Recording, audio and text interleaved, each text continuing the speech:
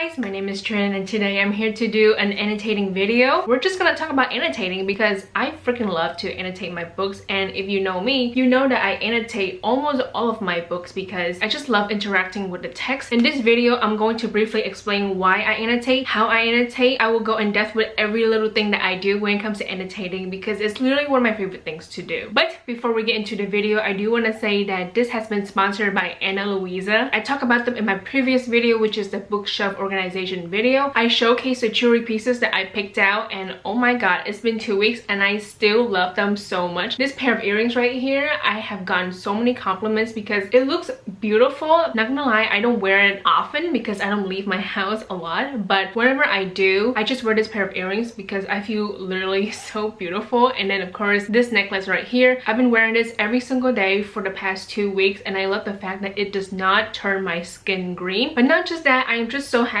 that I have found a perfect everyday necklace. I am in love with these jewelry pieces, and if you want to check them out, I'll have the link down in the description box below, along with my discount code, which is TRINS10, so that is TRINHS, and then the number 10 to get 10% off. Again, thank you so much to Louisa for sponsoring this video. And now let's talk about annotating books because oh my god, I have so much to talk about. So let's quickly talk about why I annotate my books. I kind of mentioned in the beginning that I just really love interacting with the text, and that is completely true because whenever I read a book, of course I read it very carefully, and if there's anything that I'm just like, oh my god, this is really important, then I just underline it. And then also I just want to create like a memory with each book. There's a good chance that I will keep everything in my collection. I'm not gonna lie, there are some books that I have unhauled, but for the majority of the time I do keep the books that I have annotated in the past. And now I'm going to talk about like the history of annotating for me. So I started annotating back in 2016. I don't really remember what urged me to annotate, but I did it, and I'm glad I did because it has become like one of my favorite things to do. But the thing is, 4 years ago I didn't really have a good system. It was just a book, a pen, and me underlining whatever I want. So I didn't really tab and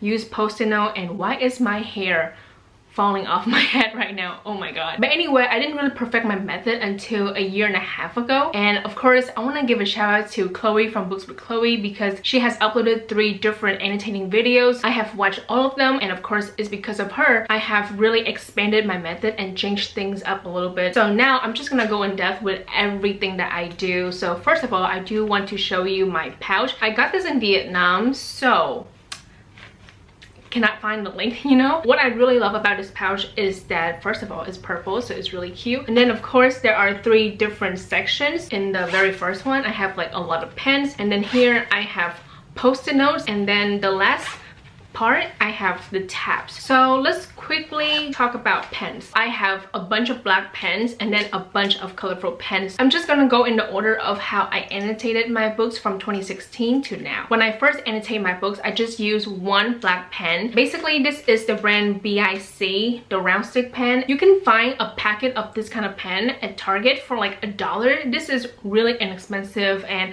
I really enjoy using this in the past because I didn't use a ruler when I underline, which is ludicrous now that I think about it, because when I look at the books that I annotated without a ruler, I just cringe so hard because the lines are not straight. If you prefer your lines straight, I highly recommend using a ruler or the edge of a tab. This is what I use, and when I underline, I just use the edge of this to of course make the line straight. So it has helped me so much. But the thing is, once I use the edge of this to underline with this pen, the ink gets everywhere. It makes a big mess. The ink would be on the tabs, on my hand, on the page. It was really annoying, so I kind of ditched this pen because it betrayed me. So I don't use this anymore, but I keep it in the pouch just in case. I totally forgot to say that I am basically telling you everything when it comes to annotating, the things that work for me, the things that don't work for me anymore. So even though I don't use this method anymore, I do want to mention it because I feel like some people would find this helpful. A year ago, after watching Chloe's second annotating video where she talks about annotating with these pens, I decided to try it out, and I really like it because it was really fun. And of course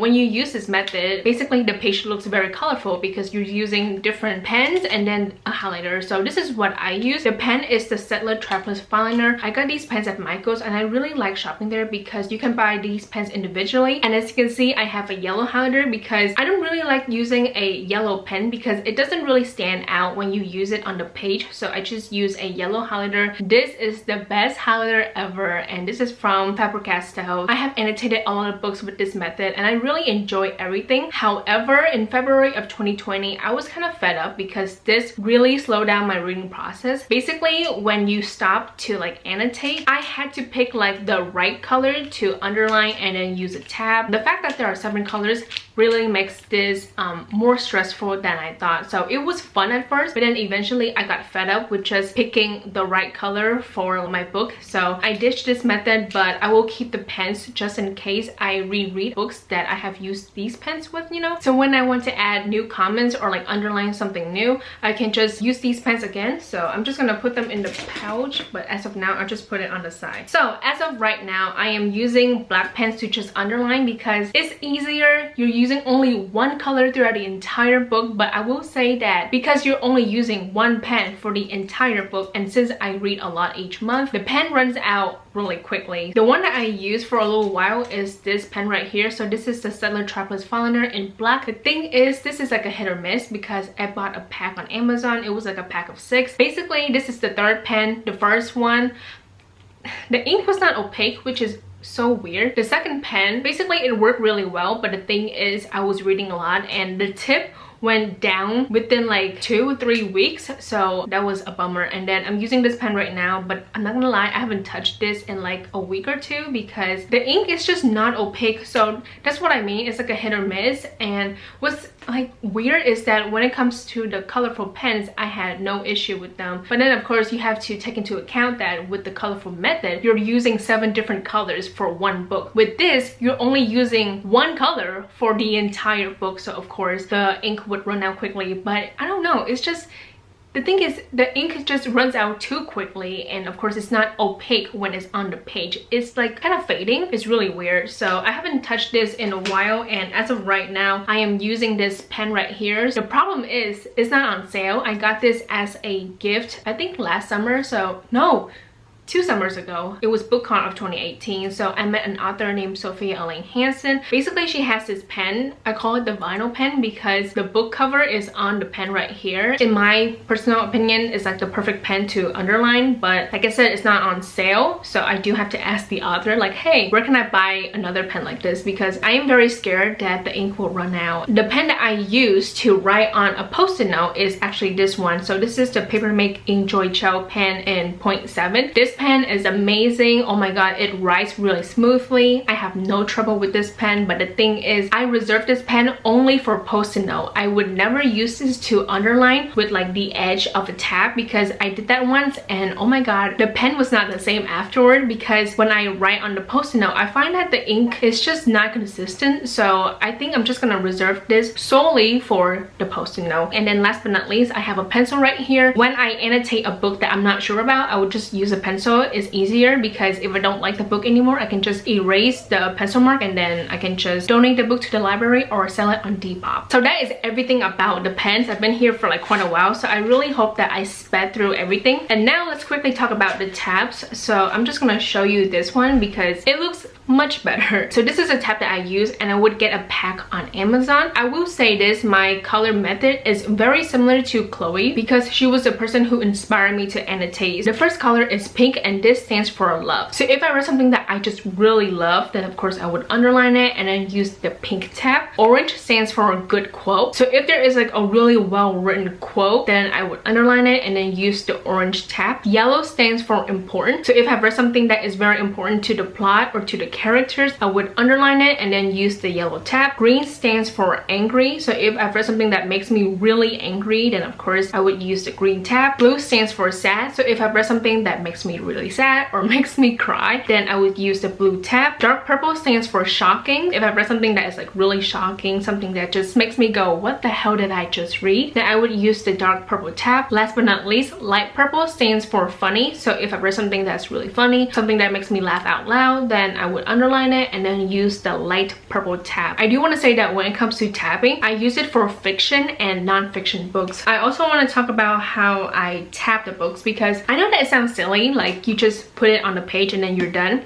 But I personally like it when the tabs go out just a little bit. So as you can see, this is what it looks like. Personally, I'm not a big fan of the tabs sticking out too much because they don't look good in my opinion. So this looks 10 times better. But then also when you put the book on your shelf and you put it all the way to the back, this won't damage the tabs a lot because it's actually very short, I guess.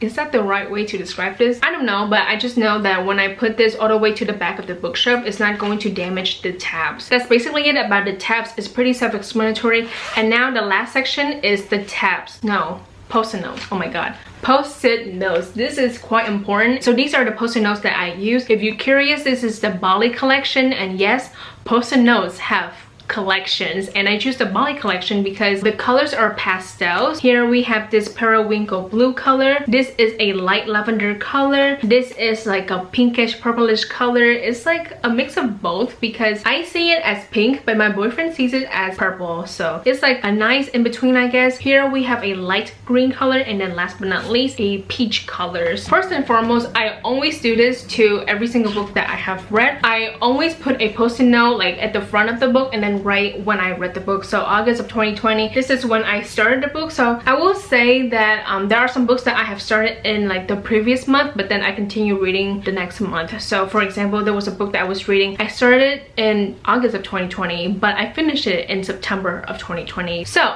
Chloe says that she likes to do an update every 100 pages, 50 or like 100 pages, but I just choose 100 pages because it's just easier. On page 102, I just put a post-it note right here and then write down my thoughts and the things that have happened in the last 100 pages. And of course, there are like a few places where I just had to like write down my thoughts. This is on page 244. So as you can see, it's not really like an update. But after reading this section, I had to just sit down, take out a post-it note, and then just write down my thoughts. This is what it looks like. So as you can see, shocking, sad, good quote, something that I love, I don't know. And then I just write down about Mrs. Fitzgerald, I believe, who is a character in this book. And now the end of the book. After I finish everything, I would put a few post-it note in the back. So the very first one is the trigger warnings of this book, and this has helped me so much. Yeah, I would, you know, list the trigger warnings in my August monthly wrap-up. However, I don't have a good memory, so if I were to recommend this book next year, I would not sit here and tell you the trigger warnings because I just don't remember everything on the top of my head. I feel like having a post-it note of the trigger warnings in the back is so helpful because, like I said, if I were to recommend this book in the future, I can just flip to the back and then say trigger warnings, this, and this. The first post-it note has the trigger warnings. The second post-it note has basically my thoughts of the book overall. For this book, I write, this book is amazing. The two main characters are portrayed really well. I just briefly talk about the characters and the situation and my thoughts on the book overall. We're almost at the end, but I really want to talk about this before, you know, I end this video. So here, Other Words for Home by Jasmine Warga. I read this book on Libby. So if you don't know, Libby is an app that you can use to read books. I read the ebook on Libby and then I'm just like, oh my god, I need to buy this when it's on sale. So it was on sale for like $6. So of course I bought this book, but as you can see, it's not tabbed because I was just so lazy transferring my annotation on my iPad to the actual book. What I did was basically have a post-it note that says May 2020. I hope you can see that. And then in the back, I would have the trigger warnings on the first post-it note and then my thoughts of the book overall on the second post-it note. I do this with the books that I have bought and graphic novels, manga, and then comic books. I'm not really going to talk about poetry books in this video because I have not read poetry books in like months. When it comes to annotating it, it's just really tricky, so I'm not comfortable with that. But when it comes to graphic novels, I feel like it's very simple. So of course I read this book on Libby and then my boyfriend got this copy for me. When I received my copy at the beginning, I write May of 2020 and then in the back I have one post-it note of my thoughts of the book overall. I try to do this with every single book because it's just really helpful. It has helped me a lot when it comes to BookTube because I have the trigger warnings, but then also it's nice to just have a post-it note of my thoughts of the book when I you know, finish the book. So I think that is it for everything. Oh my god, I've been here for like 40 minutes. I talk too much. Please let me know if you annotate your books. I know that it's not a thing for everyone, but I just love annotating my books, and I feel like I've known like a few people who annotate their books. So let me know if you annotate your books, and if you want to try it out, then I hope that this video is very helpful. I think that's about it for today's video. Again, thank you so much to LUISA for sponsoring this video. It means a lot to me. That's basically it. I hope you guys enjoy it. Thank you so much for watching. Please like and subscribe for more videos, and I will see you guys later. Goodbye.